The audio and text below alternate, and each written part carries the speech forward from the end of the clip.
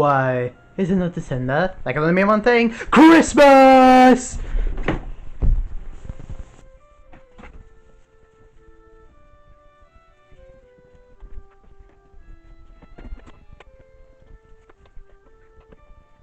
Christmas! I love Christmas. Season of joy, best time of the year. If I could make a love to Christmas, I would. Then I would eat it. I know that was copying nostalgia, but it's still a fantastic year. I love the presents, I love the decorations, I love the tree. I even love these little annoying items that definitely aren't a horror show. Listen to this one.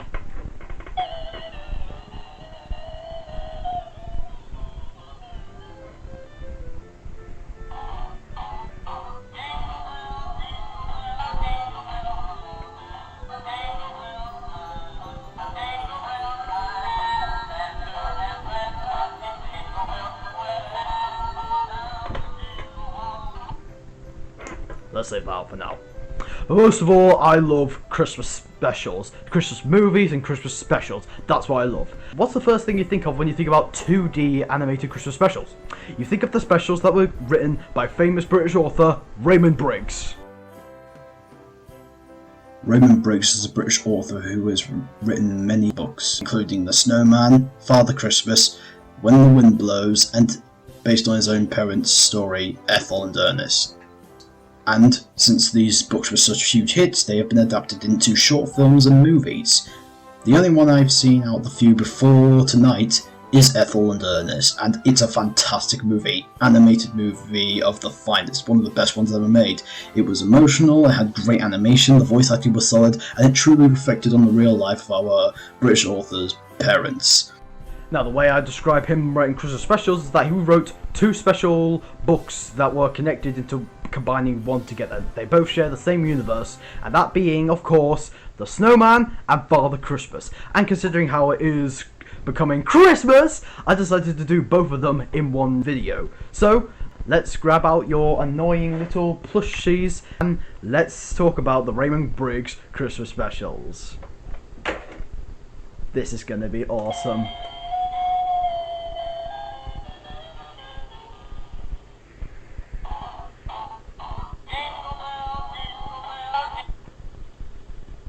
Let's ignore that. Let's start off with The Snowman. The Snowman is a 1982 British animated television film based on the book by Raymond Briggs. It was directed by Diane Jones for the British Public Service Channel 4. It was first shown on December 26, 1982, with immediate success, even winning an Academy Award for Best Animated Short Film and won a BAFTA TV Award. So, after all these years, what are my thoughts on The Snowman? Well, let's take a look at the story and find out first. Set during a snowy weather, a young boy named James wakes up to find the snow outside his house. To have as much fun as possible, he builds a snowman, but apparently the next night, the snowman ends up coming to life. We don't know how or why, but apparently it did.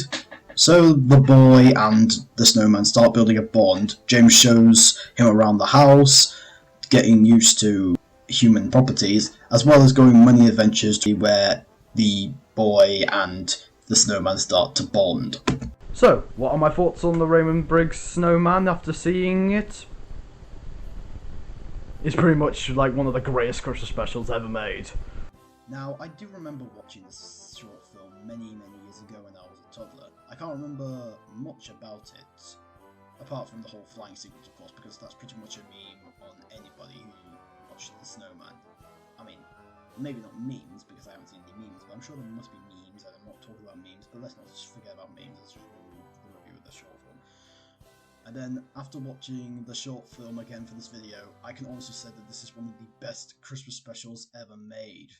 The heart and soul of it all is the relationship between James and the snowman. These two are very connected with each other, and they both help each other to enjoy their lives, with James showing the snowman how to handle humany things, and the snowman helping James to acknowledge the freedom of having fun as a kid, but also discussing the principles of fun. I honestly can't blame James for being admired by the snowman. He's such a wonderful, fantastical character who just wants to spread joy to a lot of us. Even though he doesn't say a single word, you can honestly see the expressions in his face. And that's what makes him such a beautiful character. When James introduces him to his house and he starts roaming around touching human things and falling over whenever he touches these things, but also getting admirable, it's not only very funny, but it's also pretty enlightening, especially when he puts on his mother's makeup, which makes it look like he's blushing. It's just too damn cute! It's definitely these two who carry the short film that makes us very engaged by what their characters are thinking of. The way how this story ends breaks my heart, I'm telling you. Sure, it does happen with usual snow elements, but the way how it ends, which I won't spoil in case you don't know, is still pretty heartbreaking because we watch the beautiful relationship between the boy and the snowman. And let's just take a minute to enjoy the beautiful animation of this short film. This short film was basically done in hand-drawn animation, and it's just amazing how, even in 1982, they can still find a way to make those drawings come to life. Every character have their own unique designs, especially the little dots on their eyes. It makes them look so adorable and flexed and fleshed out and all that. That scene where the snowman and James are flying around the world, that's when the animation is at its most colourful and bright and most enchanting. It's just amazing to see these drawings coming to life, and these characters just look so adorable that you end up wanting to grab them and give them a hug, which is what the snowman and James end up doing later on. The cherry on top for how good this short is that this short has no dialogue at all. Not a single word is spoken. All the characters just do their silent animation with their movements and all that. And honestly, it ends up making the animation and the characters much more flexible and alive, because saying so little can actually say quite a lot. Sure, we do get some narration at the beginning, but surprisingly the narration is only at the beginning of the short.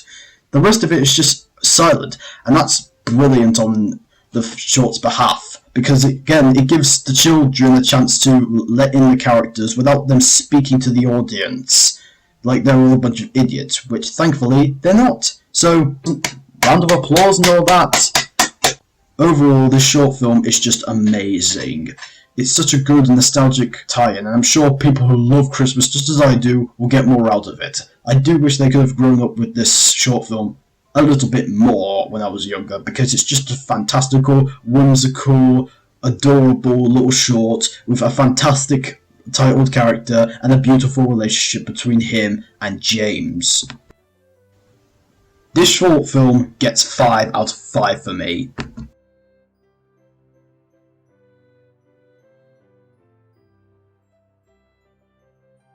Now that we've finished the story, let's go.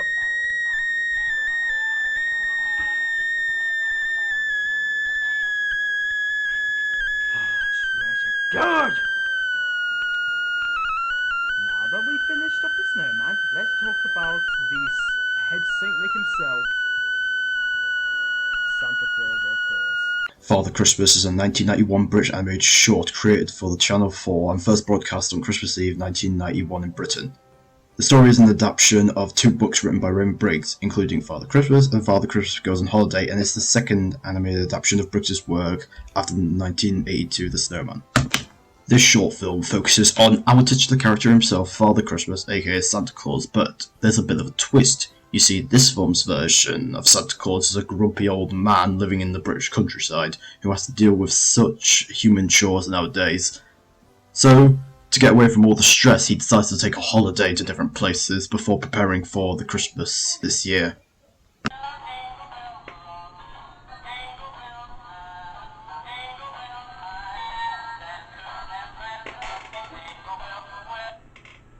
Alright, Tree, you say one more line, I'm gonna put a bullet through your head and call it macaroni.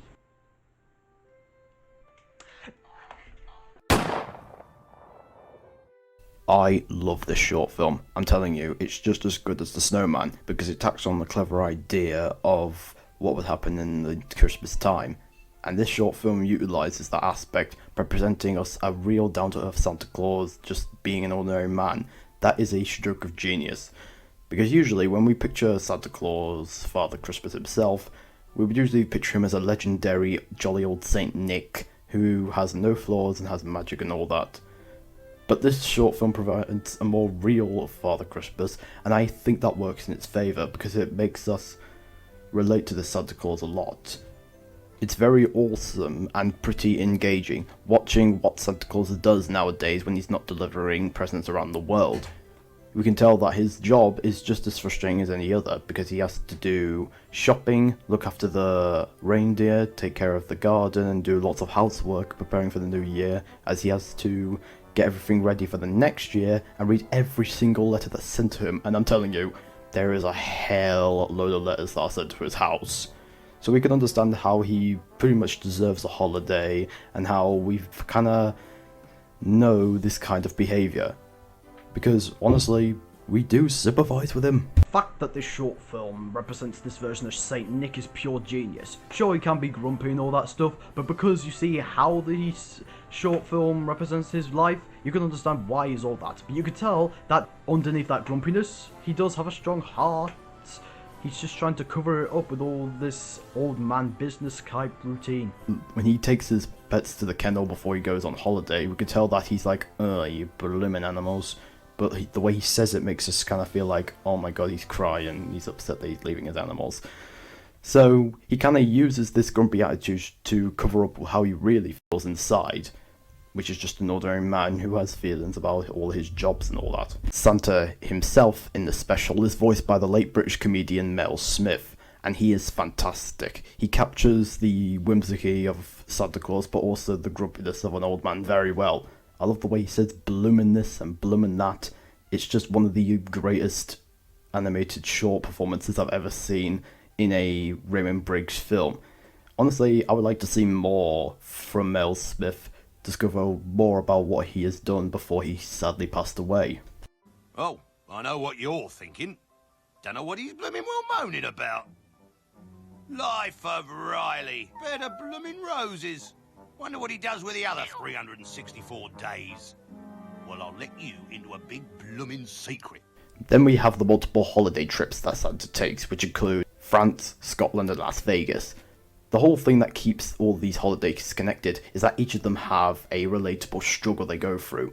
It shows us that not every holiday is perfect, and that some holidays can have stressful realities, which include sickness from food, bad weather, and massive money in hotel bills and all that. And seeing Santa deal with all this is both very funny, relatable, and makes us understand that not everything in the world is perfect.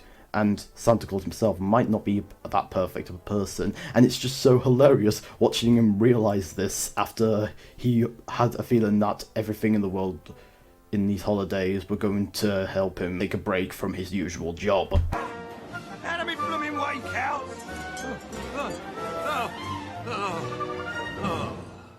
Better get to a proper camping ground. Oh! Proper toilets for a start! Plus, it shows us that these holidays isn't always going to make you feel better, because once you get back home there's still work to do, but it is still a nice change of pace to help you take a break from all that stuff. So I like that the short has a relatable message to tell to children. And of course, let's talk about the animation. It's just as beautiful as the snowman. I love the animation for Santa Claus himself. He has like a huge, energetic, cartoony whimsy to his beard and his eyes and all that. The colours are spectacular and reflects on the realism, but also a little bit of fantasy, and the flying sequences is just jaw-dropping to see.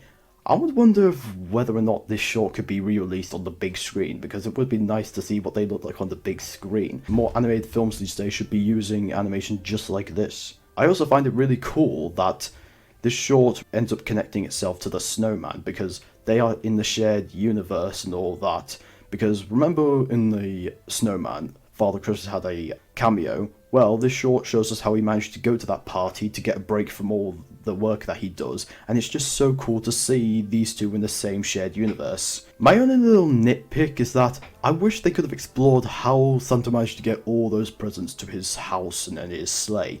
Sure, it's a short film and they're trying to cramp in how realistic it is, but it's just like, okay, did he make all those presents? Did someone make all the presents for him? Is he actually magic inside? I mean, we already know that because we see his reindeer flying about. But again, they could have explored that aspect. But that's just a small nitpick, because besides that, this is an all-round perfect short film. I would watch it like again and again and again because it's just so whimsical, with a fantastic lead protagonist and a great struggle for what this protagonist ends up going through. Funny moments, a fantastic voice cast for, well, this one person, Mel Smith anyway, and some gorgeous 2D animation. So once again, just like The Snowman, this short film gets 5 out of 5 for me. Sure, it might not be as silent as The Snowman because the characters end up talking and all that, but the way that they talk, the way that they go through, makes it all around better to watch. I mean, granted, it's hard to say which is better, because I like The Snowman more for having silent animation, but I also love Father Christmas more for having a relatable Santa, so I kind of like them both the same. So again, 5 out of 5. Hope you enjoyed this video. I hope that everything in Christmas will be turned out to you, and I hope that it'll save you from this busy, awkward year that still had a bit of the pattern team left. Like, subscribe, share, comment, bell notification. Let me know what you think about these two shorts, and which is your favourite Raymond Briggs book. I cannot wait to see more. Hope you like more, and until then, I thought I killed you! Right, that's it. Time to make sure you do it for this. Oh yeah!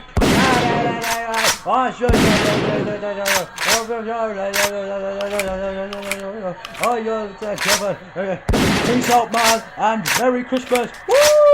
Ho ho ho!